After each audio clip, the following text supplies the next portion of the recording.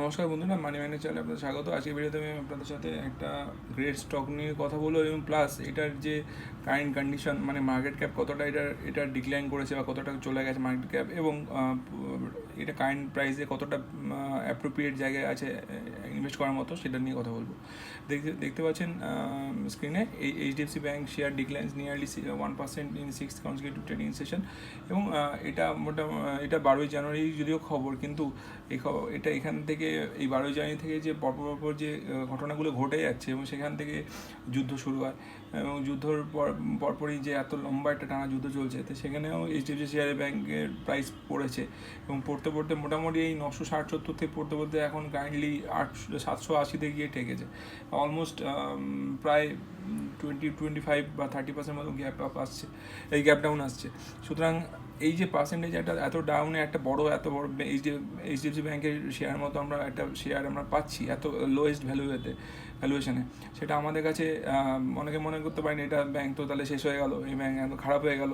কিন্তু আপনাদের জানানোর জন্য বলে রাখি, এইচডিএফসি ব্যাঙ্কে যদিও 1 লাখ কোটি টাকার মার্কেট ক্যাপ ধসে গেছে এই যুদ্ধ চলাকালীন, কিন্তু এই এইচডিএফসি ব্যাঙ্কের যে ফান্ডামেন্টাল নিয়ে আরবিআই থেকেও জানানো হয়েছে কোনো ফল্ট নেই ব্যাঙ্কের, এবং ব্যাঙ্কের ফান্ডামেন্টাল খুবই স্ট্রং।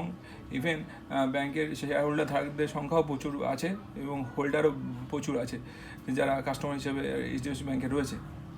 এবং তাছাড়া এইচডিএফসি ব্যাঙ্কের ভেতরে অন্যান্য কোনো ফল্টের কথা অনেক গুঞ্জন উঠেছিল, কিন্তু ব্যাপারটা নিয়ে সেরকম যে রিউমার উঠেছিল সেই রিউমারের ব্যাপারটাকেও পুরো নাকচ করে দেওয়া হয়েছে আরবিআই তরফ থেকে।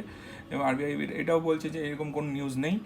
কিন্তু তাহলে এবার কোশ্চেন করতে পারেন এইচডিএফসি ব্যাঙ্ক কেন দাম এতটা শেয়ার পড়ে গেল উপর থেকে। আমি বলবো কিছুই না, প্যানিক সেলিং, আর তাছাড়া প্রফিট বুকিংও হয়েছে কিছু অনেকটা, কারণ কি অনেকটা উপরে ছিল, সেখান থেকে প্রফিট বুকিংও অনেকে করে নিয়েছে, কারণ কি সিচুয়েশন খারাপ ছিল, সেই সিচুয়েশনে মানুষ কী করবে সেটা একটা যেমন ট্রিগার করেছে, সেই ট্রিগার থেকে মানুষ প্যানিক সেলিং করেছে এবং প্রফিট বুকিং করেছে, দুটোরই এই প্রাইসে এসছে। এবং এখন যে পজিশনে আছে প্রপার ইনভেস্টমেন্টের জায়গা আছে, আপনারা চাইলে ইনভেস্ট করতে পারেন। আমি মনে করি এই এমন একটা ব্যাঙ্ক যেখান থেকে আপনারা যদি 1 থেকে 1.5 বছরে হোল্ড করে রাখতে পারেন, এখান থেকে বড়সড় রিটার্ন পাওয়া যায়, অ্যাটলিস্ট 23-24% রিটার্ন পাওয়া যায়।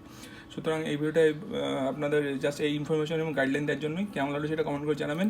যদি ভালো লাগে আমার চ্যানেলের ভিডিওগুলো, আমার চ্যানেলটা সাবস্ক্রাইব, শেয়ার, লাইক করে আমার পাশে থাকবেন এবং আমার চ্যানেলটা গ্রো করতে হেল্প করবেন। ধন্যবাদ।